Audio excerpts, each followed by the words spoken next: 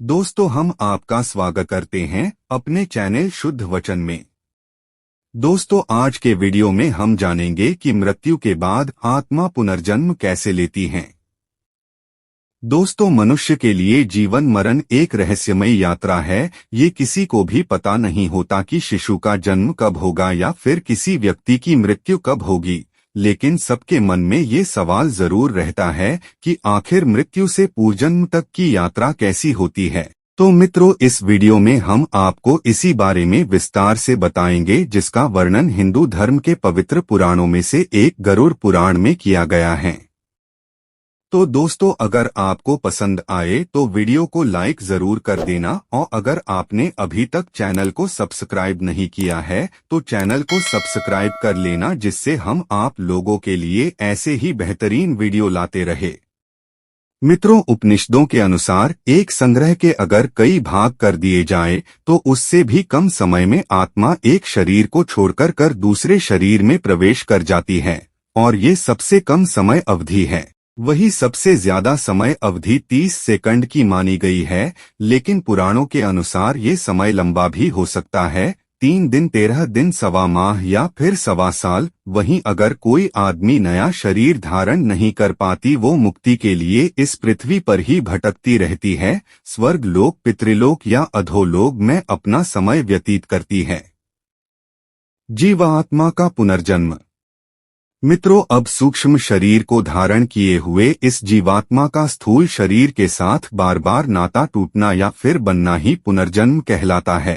अब ये तो आप सभी जानते हैं कि कर्म और पुनर्जन्म एक दूसरे से जुड़े हुए हैं। मनुष्य के कर्मों के अनुसार उसका पुनर्जन्म होता है, और पुनर्जन्म के बाद नए कर्म संग्रहित होते हैं। वही दोबारा जन्म लेने के भी दो उद्देश्य है। पहला ये कि व्यक्ति अपने जन्मों के कर्मों के फल का भोग करता है, जिससे वो उनसे स्वतंत्र हो जाता है, और दूसरा ये कि इन भोगों से अनुभूति प्राप्त करके नए जीवन में इनके सुधार का उपाय है, ताकि बार बार जन्म लेकर आत्मा विकास की तरफ बिना रुके बढ़ती जाए और आखिर में सभी अपने कर्मों द्वारा जीवन का श्रेय करके मुक्त अवस्था को प्राप्त हो। अब मित्रों, आपके मन में ये प्रश्न भी उठ रहा होगा कि पुनर्जन्म के बाद कौन सी योनि मिलती है।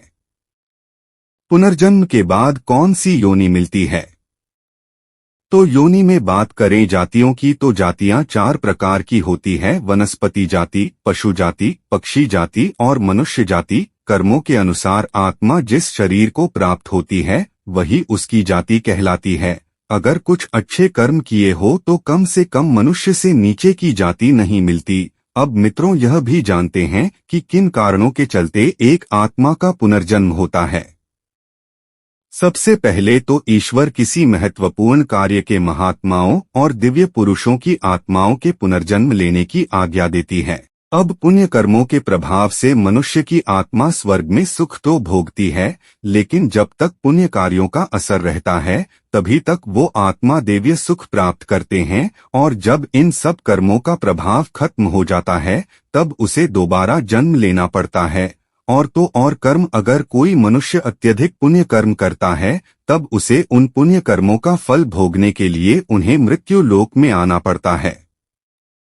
इसके अलावा जीवात्मा किसी से प्रतिशोध लेने के लिए पूर्ण जन्म लेती है। यदि किसी मनुष्य को धूर्त या फिर किसी दूसरी तरह से परेशान करके मार दिया जाए तब वह आत्मा अवश्य ही पुनर्जन्म लेती है।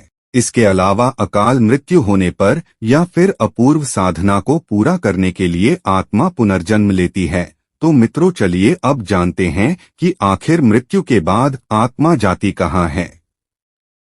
दोस्तों, आपको बता दें कि गरुड़ पुराण के अनुसार मृत्यु के बाद आत्मा को यमदूत सिर्फ 24 घंटों के लिए ही यमलोक लेकर जाते हैं, और इन्हें 24 घंटों के दौरान आत्मा को उसके द्वारा किए गए सभी पाप और पुण्य का लेखा जोखा किया जाता है। इसके बाद उस आत्मा को फिर से वही छोड़ दिया जाता है जहां उसने अपने प्राणों का त्याग किया था। फिर जब उस आत्मा के धरती पर 13 दिन बीत जाते हैं तब उसे वापस यमलोक ले जाया जाता है।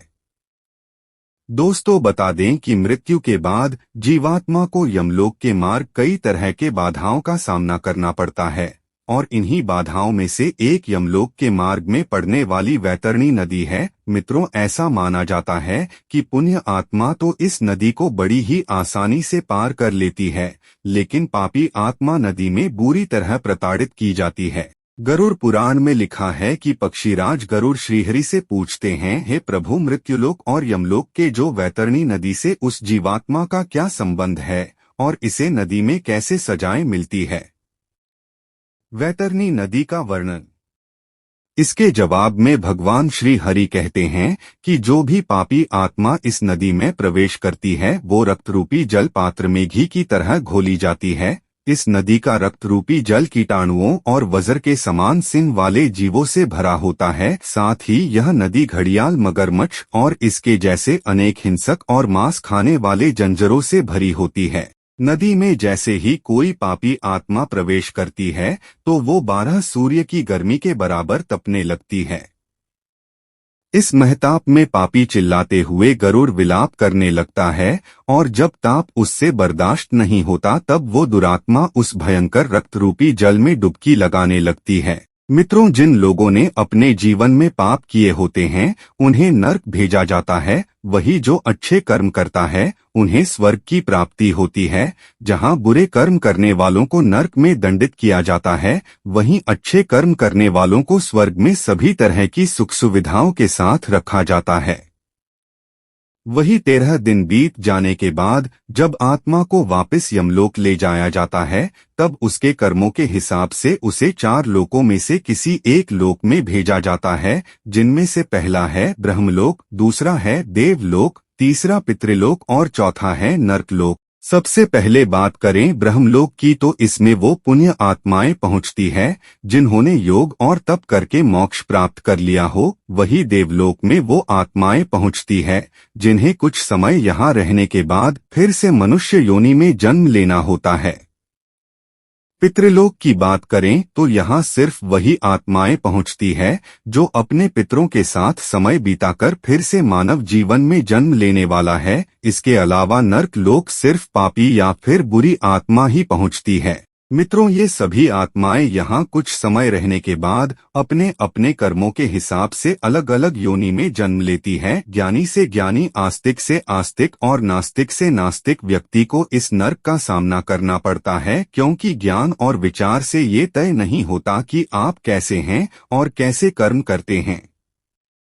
किसी भी धर्म, देवता और पितरों का अपमान करने वाले, तामसिक भोजन करने वाले पापी और क्रोधित व्यक्तियों को नरक में भेजा जाता है।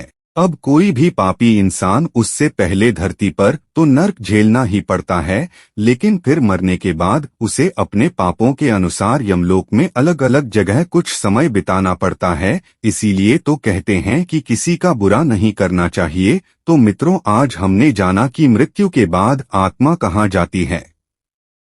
मिलते हैं आपको अगले वीडियो में, तब तक के लिए राम राम।